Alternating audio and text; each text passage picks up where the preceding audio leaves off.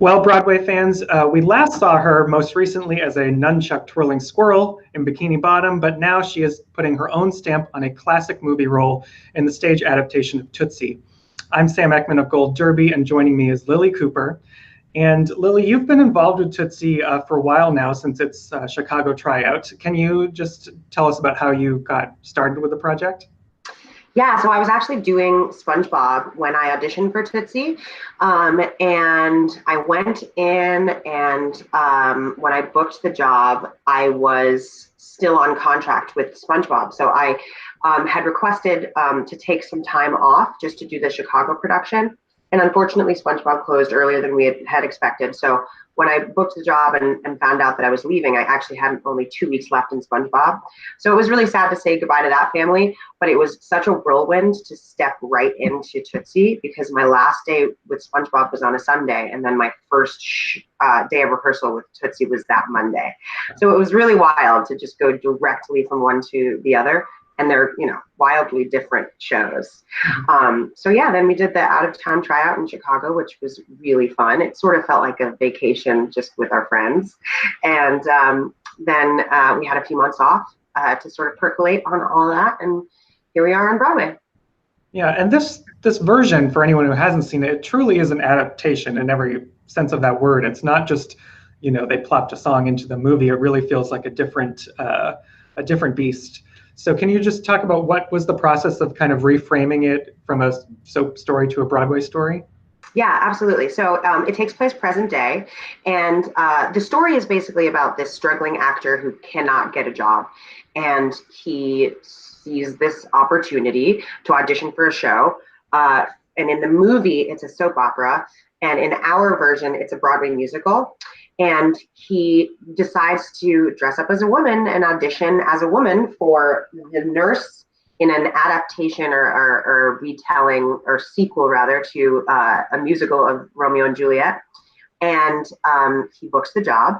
And so our setting is a musical within a musical, which is really fun because, we get to sort of have like the backstage view of our world. And we also knew that we needed to update it in terms of just the social climate of today. Like if we had just put the movie on stage, it would be incredibly problematic. And we knew that. And we wanted to adjust the things in the film that we felt didn't really work for today's time. And one of those specifically being Julie Nichols, my character. In the film, she's a single mom and she's dating the director. And my Julie has none of those things. She's a passionate, incredibly hardworking woman who loves what she does. And that is what Michael Dorsey and her connect on, or rather what Dorothy Michaels and her connect on. And they develop this wonderful friendship. And that's what makes the betrayal in the end really, really harder for Julie. And I think one shift that I really love from the film is that Michael doesn't just get away with it, and he learns from this terrible mistake that he's made, and he learns a lot from Julie as opposed to the other way around. So I think those are like the sort of the biggest shifts that we made. Yeah, I'm glad you brought that up because she really educates him in this version. That's kind of what I came away with. And, I think a lot of people, when they heard Tootsie was being a musical, thought like, oh, how is this going to be performed in the wake of like the Me Too movement? So what do you think are sort of like new characteristics for Julie that set her apart and define her in this story? Well, she is an independent, self-made, strong woman, and she is not dependent on any of the men in her life. And one of the things that Dorothy and her really connect on is the fact that they are just on their path to success and what they want. And they're not allowing anything or anyone to get in the way of that. And that's an attribute that I really love about Julie. She's just so incredibly passionate and is 100% focused on the success of her career. And in doing that, she has made a lot of sacrifices. She's made sacrifices of having relationships and family and close friends. And I think Dorothy / Michael sort of sees a reflection of himself in her. And that's how they become so close so fast, I think. And I think another thing that I love about Julie is that she doesn't let the sort of creepy, skeevy men in her life affect her. You know, she knows how to deal with them, and she specifically knows how to deal with the director of the show within the show, and you know, sort of shows Dorothy how to handle these men. And because Michael Dorsey is a fiery, sort of angry on the inside man who will snap back and fight back and get fired from everything that he does. But Julie knows that she can't do that, and in part because she's a woman. And I think that Michael learns from that and learns that, that there are different environments that we are in as men and women, and we have to sort of navigate these relationships in different ways. And so I think he learns a lot from that, and that's another attribute of Julie's that I love. Well, we should talk about Michael too. Santino Fontana plays Michael in this, and you guys have great chemistry on stage, which is important. That relationship is really the core of the piece. What is it like working with him? It's really great. I always say that it's pretty meta because, you know, we're actors playing actors in a show, and in the show, within the show, we just want the show to be the best it possibly can be. And that's exactly how we feel about our show. So, you know, we find ourselves like talking in each other's dressing rooms about scene work and stuff. And it feels very meta because we're talking about scene work that is literally about what we're doing. And so it's this fun sort of paradox and parallel that we're living. Fantastic to work with. We've known each other for several years. And you know, when you're thrown into the world of creating a show together and starting from scratch, you really have to get to know each other on such a deep level, and you're working so intimately together on a day-to-day basis. And especially in Chicago, we were all basically working, living, breathing, sleeping, eating together, you know, not sleeping together. And so we got to know each other really well, which was great because it helps in terms of being able to play these characters on stage. And I'm curious what the relationship is like with the whole movie and the legacy that this carries, because, you know, your character, Julie, was played by Oscar winner Jessica Lange, so no pressure. How do you interact with that sort of legacy that comes before it? Yeah, I mean, it definitely is some big shoes to fill, but at the same time, I think what makes it a little bit easier and sort of lifts some weight off of our shoulders is that we are truly adapting the story and the film to make it work on stage, and we are not by any means recreating these characters in an imitative kind of way. And I knew I was able to come in, you know, auditioning for the role. I was very anxious, I think, because I'm not a Julie, I'm not a you know, a Jessica Lange type, and so I wasn't sure if I would be right for the show.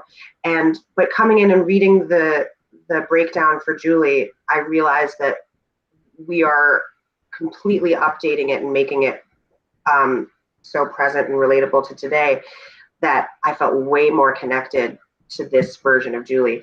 And so I didn't feel like I ever needed to imitate Jessica Lange, and I can never be Jessica Lange. And so I felt a lot of freedom in my ability to sort of create my own version of Julie. And it was really helpful in the rehearsal process with our creative team, because it has been such a collaborative, communicative, and safe room where we are just constantly having conversations and trying to find the best way to tell this story. One of the parts that really resonated as a modern adaptation was the ending, because the story it's a classic musical comedy. That's what it's stylized at. And yet it has this very profound ending that doesn't let Michael off the hook, and it doesn't sort of take away your character's morals either. There's no pretty bow there. Can you just talk about what it was like finding that ending with Santino? Yeah, absolutely. I think it's one of my favorite scenes in the show. It feels really powerful, and I think we got sort of mixed reactions in Chicago because it ends very sort of simplistically, sort of similar to the film in the way that they just sort of like walk off and you don't really know what their future will be. But we knew that we didn't want to tie it in a happy bow where, you know, these two people fall in love and they end up together. That absolutely was not what we wanted to do. We wanted to open up the door for conversation, and we wanted Michael to feel true remorse for what he has done and to learn and grow and change. And so the intimacy of the scene between Julie and Michael is really important because we never really get to see the two of them together talking about this whole ordeal. And so we really needed that last moment of the two of them to really understand the scope of the whole story. Yeah. And the story is framed by David Yazbek's score. Yeah. And it's quite different from, he can jump around genres pretty well because it's quite different from The Band's Visit, where he just came from. What does this score feel like to you? Yeah, I think it feels like a big Broadway musical, and I love that because it feels like it's sort of an homage to classic musical theater. I mean, we have an overture and an entr'acte, and I don't remember the last time I went to a show with an overture. And it's a huge orchestra, 20-something piece orchestra. And what I love specifically about his music is that it's so character driven. So we have all of these sort of like wackadoo characters in our show, and each of them has their sort of musical signature. And David Yazbek is so brilliant at writing songs that are specific to each character. And and because we're all so different, I think all of our music stylistically is pretty different. You know, Sarah Stiles has like a hilarious patter song, and I have more melodic lyrical songs. And so I think that's what's really brilliant about his songwriting, is that he's really focused on the storytelling. And not only is it beautiful to listen to and to sing, but his lyrics are hilarious. They're just so funny. It was nice because within all those wackadoos, you get this really good ballad, There Was John, which is about the sort of sacrifices of the actor's life. Do you find, parallels to your own life in that? Do you relate to that in any way? Absolutely. It feels very, very close to home because, there's a lot that we do have to sacrifice as actors. We have a sort of crazy schedule and lifestyle, and we're traveling all the time, and we have the literal polar opposite hours of most every other working human in the world. So I think it's a perfectly written song about our passion for what we do and about the need to sacrifice the things that we love in order for us to do these things. And specifically, Julie's journey is talking about a relationship that she had and how it felt so perfect because he was this, strong support in her life, but she realized that she just couldn't have a family. And so she made the decision to pursue her career, which is something that women face on a daily basis in more than just the theater and acting world. So it felt very relatable and very close to home, because I feel like I have definitely made sacrifices in order to be able to do what I love. And that's a world that you knew of from a young age because you come from a very theatrical family. Your dad is Tony winner Chuck Cooper. Did you always feel then, because you grew up in that realm, that you were destined to do this? Yeah, I did. I mean, I grew up like really shy as a kid. I started out as a dancer. So I didn't really start singing until high school. But I always knew that performing was something that I wanted to do. It not only was in our veins, but we were just constantly surrounded by it. I mean, I grew up in Hell's Kitchen in Midtown Manhattan, right by the theater district. And my dad was always in shows. And so I was always backstage, hanging out with the ensemble girls and getting to know the sort of backstage life. And it felt so glamorous and so exciting. But at the same time, I knew the opposite end of the spectrum. I knew the struggles that are faced with having this type of career, because, you can be in a hit Broadway show one season and then be on unemployment for months. So I saw both ends of the spectrum, and I think because I really understood what it was, that's sort of how my parents were so supportive, because they knew I knew what I was getting into. So yeah, it felt like I couldn't really picture myself doing anything else. Well, before I let you go, there's a weird parallel, well, not a weird parallel, a great parallel between, I think, Sandy Cheeks in SpongeBob SquarePants and Julie, in that you've been lucky to play these women who have lots of agency and independence. And that's not always been the case in musical theater, that women get those type of roles. Do you find those are easier to come by now? And is that something you seek out when you're looking for a project? I definitely think that these powerful, independent female roles are bubbling up more and more, and I think we have a long way to go, and I hope that there will be a surplus of these fabulous roles to play. I think I feel just very, very lucky to have played these roles back to back. Not all actors can just pick and choose what they want to do, so like the fact that I've been given this opportunity is just such a blessing. And I do see a sort of shift toward these female characters and women's stories, and I just hope that we keep going in that trajectory, because the most powerful thing that we can do is tell these stories and feel relatable and represent on stage, because I know why I do what I do when I step off stage and I go to the stage door and I see little girls and boys, particularly little brown girls and boys, tell me how important it is for them to see somebody who looks like them on stage, and for them to see somebody who they sort of aspire to be like. And that just feels like such a gift to myself. So yeah, it does feel really amazing, and I hope that there are just a surplus of these roles for women to be playing. Yeah, that's a powerful thing. I hope you find more of them.